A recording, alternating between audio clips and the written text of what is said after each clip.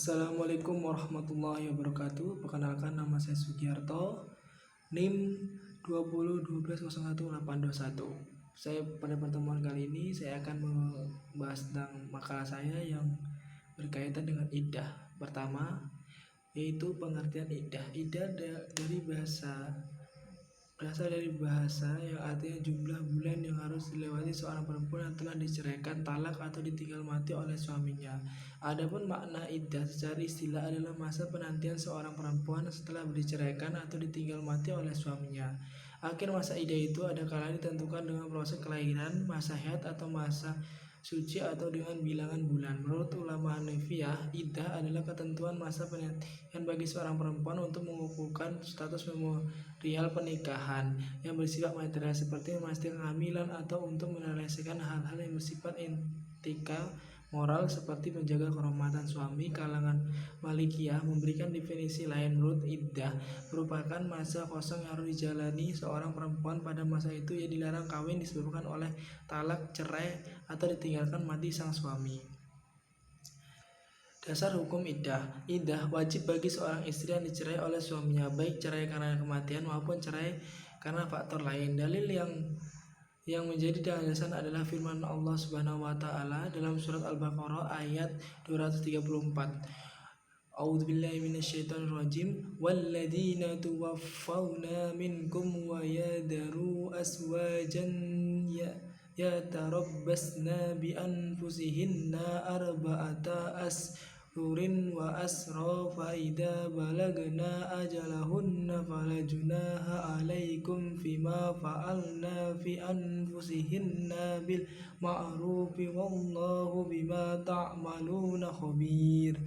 Artinya, orang-orang yang meninggal dunia di antara dengan meninggalkan istri, hendaknya para istri itu menangguhkan dirinya beriddah 4 bulan 10 hari. Kemudian apabila telah habis iddahnya, maka tiada dosa bagimu para wali membiarkan mereka berbuat terhadap diri mereka menurut yang patuh. Allah mengetahui apa yang kamu perbuat. Dalam firman Allah dalam surat Al-Ahzab ayat 49, ya ayyuhalladzina amanu idza nakahtumul mu'minati summa dolaqtumuhunna min qabli an tamassuhunna fama lakum alaihinna min iddatin ta'tuddunaha famatti'uhunna wasarihuhunna sarahan jamila. Artinya, hai orang-orang yang beriman, apabila kamu menikah perempuan-perempuan yang beriman, kemudian kamu menceraikan mereka sebelum kamu mencampurinya, maka sekali tidak wajib atas mereka iddah bagimu yang kamu meminta sempurnakannya. Maka berilah mereka mutah dan lepaskanlah mereka itu dengan cara yang baik, yang sebaik-baiknya. Larangan dalam masa iddah. 1. Haram menikah dengan laki-laki lain. Seorang perempuan yang sedang mengalami iddah baik karena dicerai pasca maupun ditinggal mati oleh suaminya tidak boleh menikah dengan selain dengan laki-laki dan meninggal atau menceraikannya itu. Jika ia menikah, maka pernikahan dianggap tidak sah, dan jika ia melakukan hubungan badan, maka dia terkena hukuman yang tidak sah. Meminang dengan kesindiran pada perempuan yang sedang menjalani masa iddah juga dilarang. Haram baik sindiran berasal dari sang perempuan maupun laki-laki lain.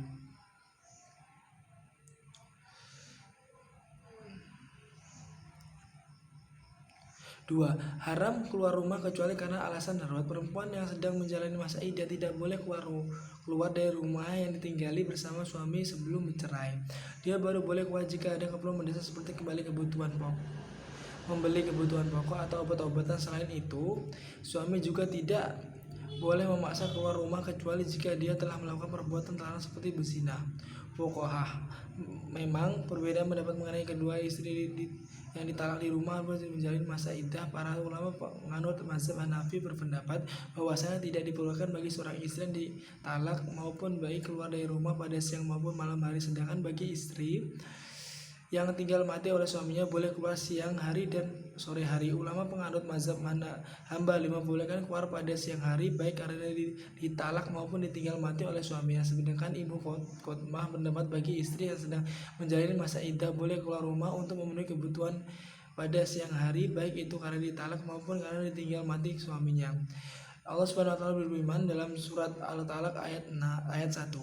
يا أيها يا أيها النبي إذا طلقتم النساء فطلقوهن لعدتهن وأحصوا العدة واتقوا الله ربكم لا تخرجوهن من بيوتهن ولا تخرجن إلا أن يأتينا بفاحشة مبينات فتلك حدود الله ومن يتعدى حدود الله فقد ظلم نفسه ولا تدري لعل الله يحدث بعد ذلك أمرا. Artinya, hai Nabi, apabila kamu menceraikan istri-istrimu, maka hendaklah kamu menceraikan mereka pada waktu mereka dapat menghadapi iddah yang wajar, dan itulah waktu iddah itu setelah bertakwa kepada Allah Tuhanmu. Janganlah kamu keluarkan mereka dari rumah mereka, dan janganlah mereka diizinkan keluar kecuali mereka mengerjakan perbuatan keji yang terang. Itulah hukum Allah, maka sesungguhnya dia telah berbuat zalim terhadap dirinya sendiri. Maka tidak mengetahui barangkali Allah mengadakan sesuatu hal yang baru. Macam-macam iddah. Ada dua macam iddah, yaitu iddah karena penceraian dan iddah karena kematian. Iddah karena penceraian memiliki dua kategori, masing-masing memiliki hukum sendiri. Satu, perempuan itu dalam keadaan hamil, maka iddah baginya adalah sampai dilahirkan kandungannya. Perempuan itu tidak dalam keadaan hamil. Dalam keadaan seperti ini tidak luput dari kedua kemungkinan. Pertama, dia masih menstruasi. Dalam keadaan ini iddah adalah 3 kali menstruasi. 2. Iddah karena kematian. Dalam kasus ini ada 2 kemungkinan yang dapat terjadi, yaitu perempuan ditinggal mati suaminya itu di dalam keadaan hamil. Masa iddah ini adalah 4 bulan 10 hari. B. Perempuan yang tinggal mati suaminya itu dalam keadaan hamil, masa iddahnya bagi adalah sampai dia melahirkan kandungannya. Hikmah iddah. Di antara hikmah yang ada dalam konsep iddah adalah sebagai berikut. Memberi kesempatan yang cukup bagi kedua belah pihak untuk kembali merajut ikatan perkawinan sebelum terberai. Karena terkadang rasa sesal datang kemudian hari, sehingga masa iddah menjadi ajang mereview keputusan bercerai. Terdapat nilai-nilai tradisi mental berupa ajaran agama yang bernuansa ibadah, agar istri dapat merasakan kesedihan dialami oleh keluarga suami dan juga anak-anak mereka, serta menempati permintaan suami. Hal ini jika iddah tersebut dikarenakan oleh kematian suami. 4. Mengetahui dan menjaga keberadaan rahim agar tidak terjadi kecampuran sperma antara dua pria yang kelak dapat mengakibatkan keracunan nazab sang anak. 5. Mengagukan urusan nikah karena ia tidak sempurna kecuali dengan terkumpulnya kaum laki-laki dan tidak lepas kecuali dengan penantian yang lama. Hikmah utama iddah sebenarnya bukan sekedar ingin mengetahui benih kehamilan seorang wanita ketika dicerai suami, seperti selama ini diyakini, sebab kemajuan teknologi dalam bidang kedokteran sudah memberi jalan penerang untuk mengetahui adanya tidaknya janin di dalam rahim. Maka menjadi tidak masuk akal jika iddah hanya untuk mengetahui hamil tidaknya wanita. Akan tetapi disyariatkan iddah lebih menekankan pada adanya sikap introspeksi, berpikir ulang, berbelasungkawa dan lain-lain. Iddah sesungguhnya dicanangkan sebagai wahana untuk mempertimbangkan kembali baik buruknya perceraian. Selain itu, iddah lebih dirasa berfungsi sebagai ikatan simbolik adanya kesedihan yang begitu menghujat melanda suami istri. Bagaimana juga berpisah dengan seorang yang selama ini menjadi teman hidup sehari-hari jelas akan menorehkan rasa duka yang tak tertahankan. Walaupun ada sebagian orang merasa bangga dan bahagia dengan adanya perceraian, namun tak ada dipungkiri rasa duka pasti ada walaupun segores benang.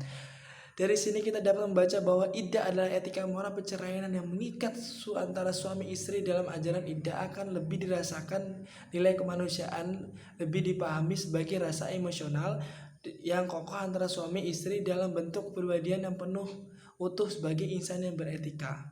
Terima kasih, sekian dari saya. Wassalamualaikum warahmatullahi wabarakatuh.